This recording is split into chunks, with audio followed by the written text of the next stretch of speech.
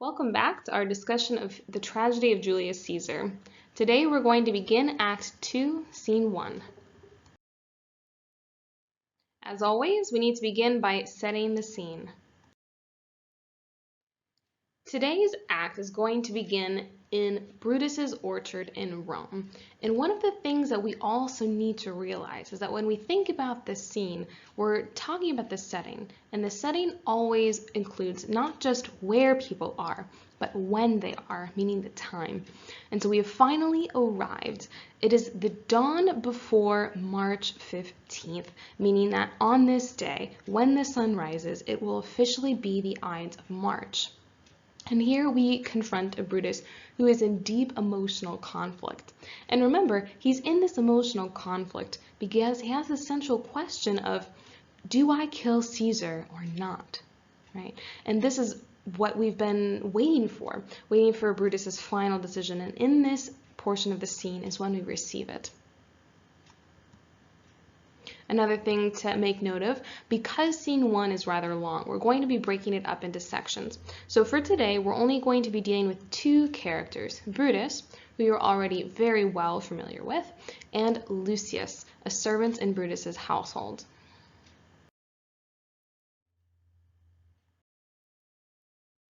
What, Lucius? Ho! I cannot by the progress of the stars give guess how near today. Lucius, I say. I would it were my fault to sleep so soundly. When, Lucius, when? Awake, I say. What, Lucius? Answer Lucius from the house. Called you, my lord. Get me a taper in my study, Lucius. When it is lighted, come and call me here. I will, my lord. Exit. Brutus returns to his brooding. It must be by his death.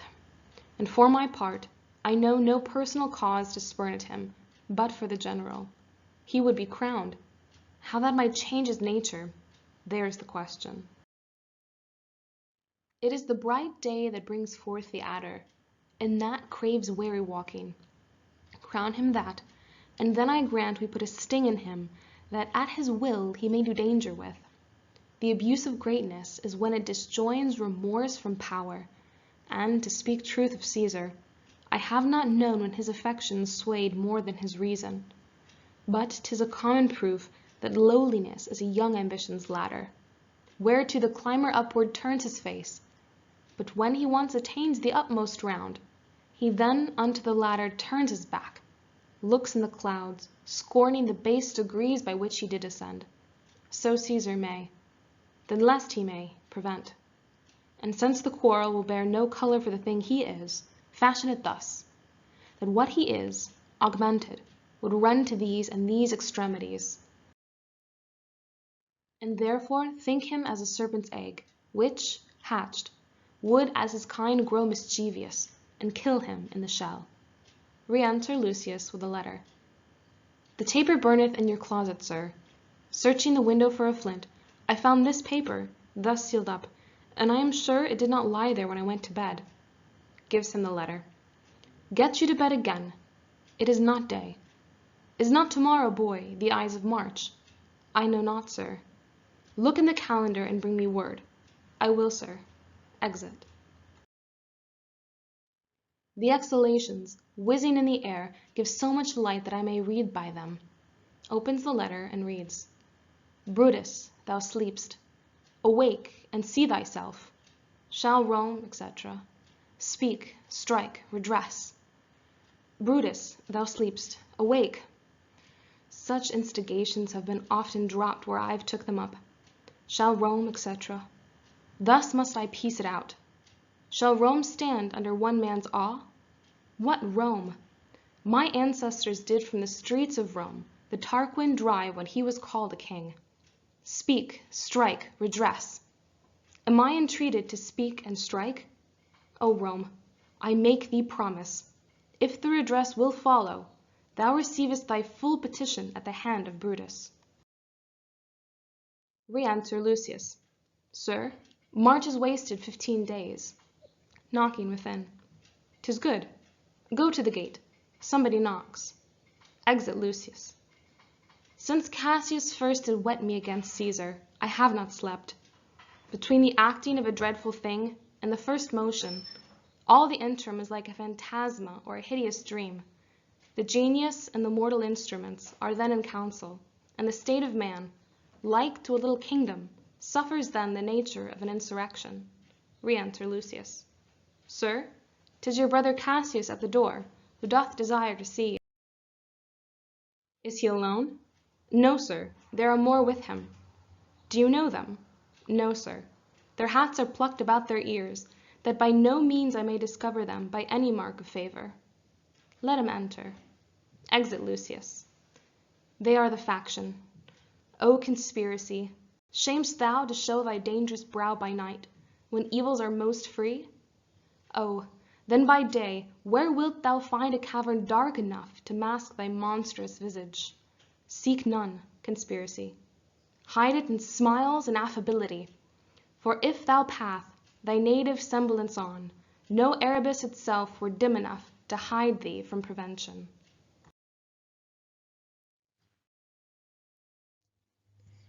As we begin to analyze the first scene in Act 2, it's really important that we remember that Brutus is in a state of emotional turmoil. So he's been brooding over the entirety, right, of Act 1, of making this decision to kill Caesar or not to kill Caesar. And it's not an easy decision, because remember, he regards him not just as a fellow Roman, but also as a close friend. So this is what we're going to see unfold here in this part of Scene 1. And as the scene begins, we see that Brutus is calling out to his servant Lucius. And so this phrase, "What, Lucius, ho," is trying to wake him up because he needs his assistance for something. And he also reveals at the same moment that he is outside, meaning that he looks up and he can't see, based on the progress of the stars and movement of the stars in the sky, what time of day it is, or really how close it is to dawn. And remember, dawn on March 15th is going to be vital because we're trying to understand, right, what is going to go down on March 15th? Why do we need to be aware, and why does Caesar in particular need to beware? And as we begin to unpack this, we're going to see how Brutus then is going to view the Ides of March. From the very get-go, though, we understand that for him, it is going to be a sleepless night. And we understand this because of this word here, right? Soundly. He is having trouble falling asleep. Again, remember that he's in the midst of this emotional turmoil, and he's thinking about taking a man's life, something that is incomprehensible, right, for you and I. As we finally see Lucius, then, his manservant, enter the scene, we see that Brutus asks him to get him a taper. And so here, taper not meaning a roll of tape or measuring tape, but would have been an Old English word for a candle. So he's outside and he's asking Lucius to bring him a candle, to place it in his study, theoretically because he's going to mull over certain things, right, in the midst of his decision. And Lucius, being the good servant that he plays in this scene, is going to go and do Brutus's bidding. And in the meantime, we see that Brutus is going to begin his soliloquy. Now remember, a soliloquy, unlike a monologue, is not directed at any character. In fact, the character who speaks the soliloquy believes themselves to be alone. And this is amazing for us as the reader to get insight on. Because the character believes they're alone, this is when we really get to see what they're made of, their innermost thoughts. And here we see that Brutus begins by revealing that he has no reason, no personal reason at least, to spurn Caesar, meaning to reject him with disdain. So Brutus admits from the beginning that there is no reason on a personal level for him to want to kill Caesar. The reason that he is contemplating it, right, if he must kill Caesar, is for the general good. And this is something that we constantly see in the character of Brutus, that at his innermost being, he's a good person, someone who lives by honor, but unfortunately, someone who is easily captured by the misgivings of others. So we understand then, okay, if Brutus doesn't have any personal cause to want Caesar dead, if it's really for the general good, what threatens this general good so much that Brutus thinks, right, that it's a good idea to kill Caesar?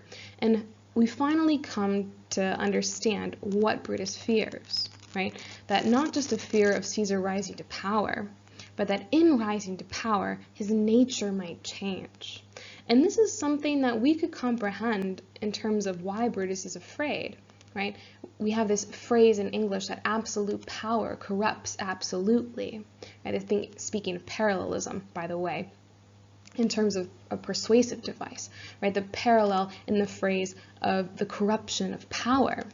And so here, Brutus is going to sort of envision that when Caesar gets the crown, what he fears is what they need to beware of on this day, right? That he is going to change as a person and change for the worse. So this is where we see Brutus coming from, not from a place of him wanting power for the sake of power, and not wanting him to kill Caesar because he hates him on a personal level, but rather because he fears what Caesar will do to Rome. And the soliloquy is going to continue then and continue to reveal these inner thoughts of Brutus, and to do so most eloquently.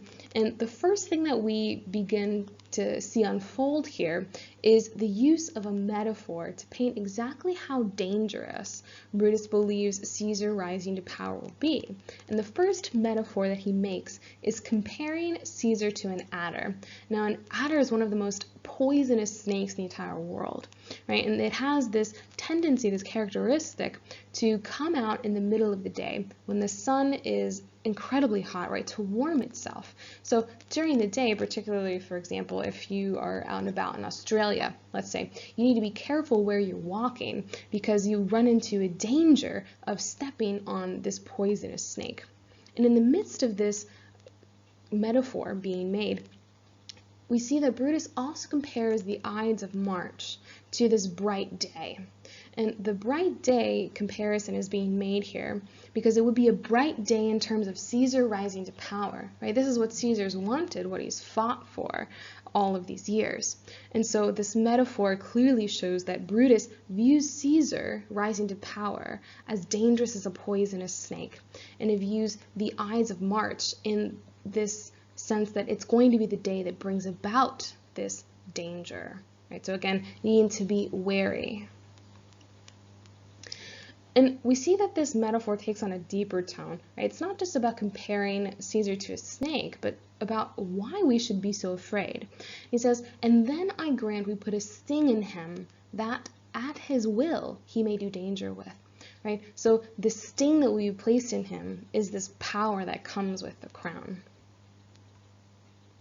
And again, Brutus is not going to be characterized, unlike Cassius, right, as this character who seeks power just for power's sake, but is someone who is very fearful for Rome because he loves Rome. And his issue with Caesar gaining power is Caesar's personality, one that he says is disjoined from remorse and power, meaning that, and he's going to clarify this in these lines below, that Caesar is unable, in the midst of holding great power, to also show remorse, to show emotion for those beneath him.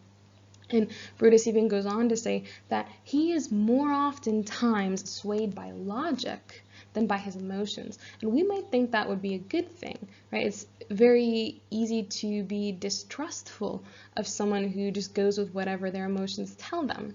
But in terms of Caesar, Brutus finds this to be a fault because he believes that in his blindness to affection, Caesar will be all the more able to step on the people of Rome. And speaking of stepping on the people of Rome, he makes another beautiful metaphor in terms of Caesar's climb to power, and he uses a ladder. And so here he's saying that Caesar's rise to power will be like one who's come from a lowly state of being and who has climbed what he calls young ambition's ladder. So although they began humbly, they took those humble beginnings and they rose in the ranks, right? And this sounds like a great story, right? But the problem that Brutus identifies here comes here in the line, but when he once attains the utmost round, meaning when he reaches the top of the ladder and he turns back to look at where he's come from, right? He no longer sees these same people with humility, but rather he scorns them, looks at them as these base things, that he simply used their backs to climb up this ladder of power. And this is what Brutus is fearful that Caesar will do.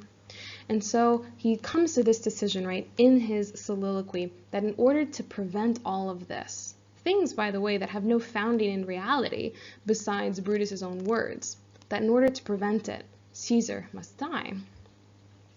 But he also is not a dumb man in terms of how this is going to come across, right? And he says, and since the quarrel will bear no color for the thing he is, fashion it thus. And so here Brutus is saying that because their killing of Caesar will not look good, right? Killing the top general in your civilization, not a good idea, right? Brutus is saying here that we need to fashion it or change it into something better. And he's going to change it into this message, right? That unless Caesar, right, is stopped, he would be able to run wild, that he would be augmented or develop into someone who would reach these extremes. So Brutus here is simply saying, through the use of metaphors, that you might not see Caesar this way, but trust me, if we let him rise to power in the way that he wanted, he would enslave us all. And again, we need to remember that Brutus by this point has made up his mind. And so he is ready to kill Caesar, and we see this on the very dawn before the Ides of March, right? Not a coincidence. So while Brutus looks at the thing to fear in the Ides of March being the rise of Caesar to power, we now know that what really needs to be feared is their loss of humanity, that Brutus is willing to kill a friend, and Cassius willing to kill the foremost leader in Rome to get what they want. And so Brutus here is going to end his soliloquy with this continued imagery of Caesar as this snake, right? In the time when man most has power and control over a poisonous snake is before it's even hatched, right? So that is the time to kill Caesar, meaning the best time to get rid of him is before he's even crowned. And now we see Lucius finally return. He has placed the candle or the taper in the private room or closet, as they would call it, of Brutus, as he's been asked. But in doing so, he finds a group of letters sealed up, meaning waxed or put into place in various areas of his room. Remember, the letters that Cassius has left for him. So Brutus then is going to ask, right? Rather than going straight to the letters, asking what day is tomorrow and ensuring that it is the Ides of March. And this is going to be important because remember, the action of the play builds up to this point, right? We're all waiting to see what happens on the Ides of March. Now, finally, we get to the content of the letters, right? Remember, Cassius has introduced this back in Act 1, and we've been waiting all this time to see exactly what they say. And something interesting that we're going to note as we go through these letters is that Brutus is going to blindly believe the contents without question. Okay? And we begin to see that we still have the sort of remaining elements of those strange storms and balls of fire raining from the sky, because Brutus, on this same night, right, is able to read these letters out in the darkness because there are so many exaltations or meteors flying by that it's lighting up the sky. And this is an eerie way to create this sort of ominous tone by which Brutus is going to then read these letters. And one of the first things I want us to be aware of is the persuasive techniques that are used in these letters and how they reflect back to Cassius and the techniques that we saw him already use with Brutus, and how these should be assigned to Brutus, that these letters are not really from the Roman people, but rather from Cassius himself.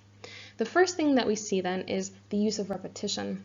And in the first sense, we see this phrase repeated: Brutus, thou sleepst, awake. And so here again, this is not meant to be taken literally, right? It's a metaphor. Sleeping meaning you are ignorant to the fact that you should be in power. Wake up and see that. And the second use of repetition that we see in these letters is speak, strike, redress. And redress is the important word in this phrase because it means to right a wrong. So essentially, what these Roman people are asking, or telling Brutus to do, rather, is to wake up from your ignorant state. See how dangerous Caesar is, that his rise to power is a wrong, and that you must right it. Meaning you need to speak up and you need to strike him down. But we also, throughout this, not just in the sense of repetition, but in other phrases, see that we have the ghost of Cassius in these letters, and that Brutus is completely unaware of them. And the first is when we see him use this phrase, see thyself, right? Remember, recall back to Cassius's attempt to persuade Brutus, right? That he would be the mirror for Brutus to truly see himself as he is, right? So again, something Brutus does not pick up on at all. But then he makes this odd comment, right? So again, the quotations are the letter portion. When you see him talk in text outside of quotations, this is Brutus. He says, such instigations have been often dropped.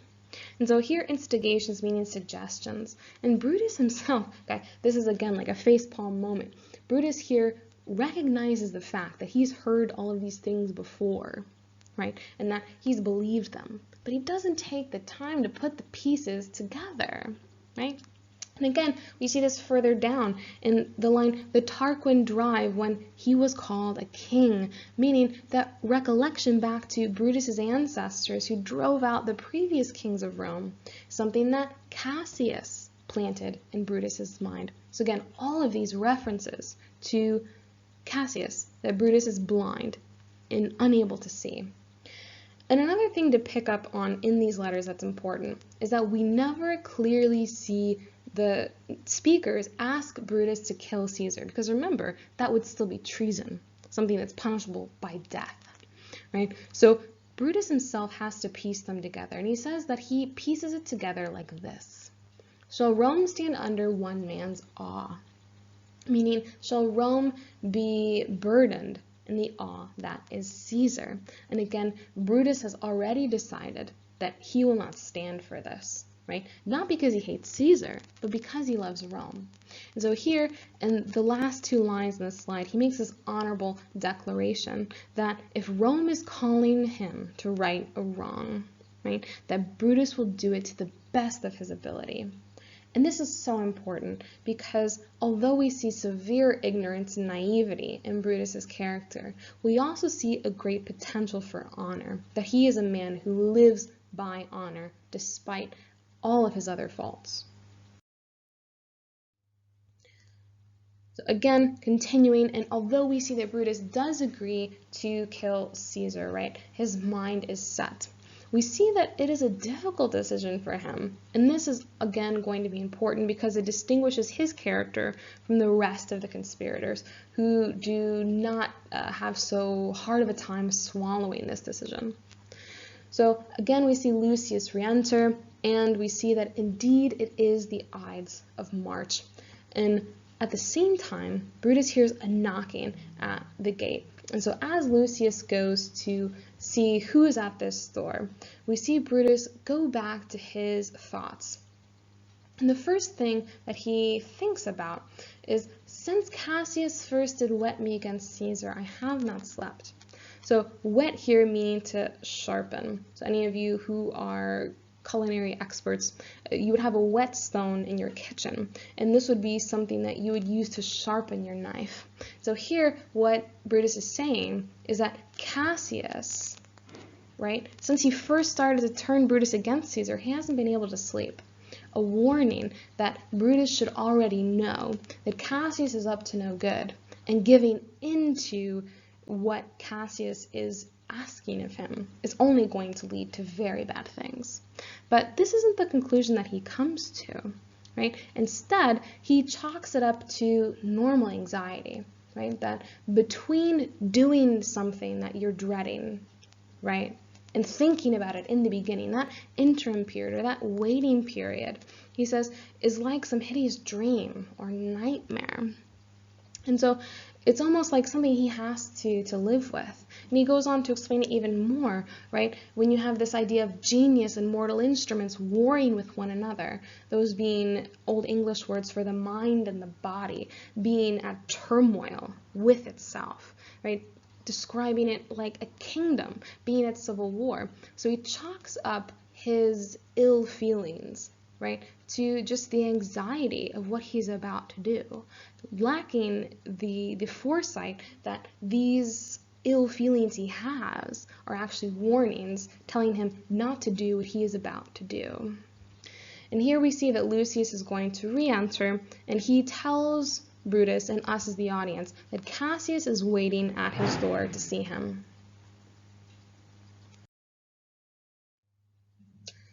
So as we continue, we see that Brutus is going to worry that the conspiracy will be revealed because of the people conducting it. And so one of the things that is going to worry Brutus is the fact that Lucius describes them coming to his home, essentially disguising their faces, right? They have their ears pulled, or their hat, right, pulled over their ears so that no one can see who they really are. And Brutus is going to find this worrying, right? Because he says here, right, if you can't even disguise yourself less, like at night, right? If even the cover of darkness is not enough to hide what you're up to, when evils are most free, right, then nothing is going to help. And here again, we see the emergence of Brutus's honor. He again is going to acknowledge that what they're about to do is something shameful and dishonoring, but the only reason he is going to do it is for the sake of Rome. But on the same token, we also see that Brutus is capable of deception himself. And he is going to be speaking these things, right? Remember, when he thinks no one can hear him. So these are his inner thoughts. So he essentially is giving this advice, right, to no one in particular, right? If you are going to seek to hide what you're doing, you need to hide it with smiles, with affability, meaning with kindness, right? Get Caesar to believe that you are friendly, right? And he gives this warning that if they are unable to do this, no Erebus itself would be able to hide you from being found out. And Erebus then being an allusion to the gateway to hell, right? So hell being used as a very ominous sort of atmosphere, definitely, but also when we think about hell, this place of eternal misery and darkness. And Brutus is saying, if you cannot convince Caesar that you are his friend, right, not even hell will be able to hide your misdoings, right, your misdeeds. And isn't that essentially why they're looking at Brutus in the first place, right? Because Brutus is his friend in truth. This is going to be it for video number 26. In video number 27, we're going to continue Act 2, Scene 1, and see that Brutus is going to grow more comfortable in his role as a conspirator and really take the main role away from Cassius himself. So do make sure that you continue to take notes as we go through these. And I do have one question for Google Classroom that I would like you to answer, and it is this. What literary devices does Brutus use in his soliloquy? Give at least one example and state its purpose. So I listed several literary devices that Brutus used in his soliloquy. And in essence, right, remember, a soliloquy is any time that the character is alone on stage and they are speaking to themselves, right? So which is Brutus a majority of the time in this particular scene. So just choose one example and state why he uses it. What do we learn about his character, okay? Or what do we learn about the way he views Caesar, for example? So if you could answer this in no less than 5 sentences on Google Classroom by midnight tomorrow, so Tuesday, May 12th. Thanks for watching, and I'll see you tomorrow.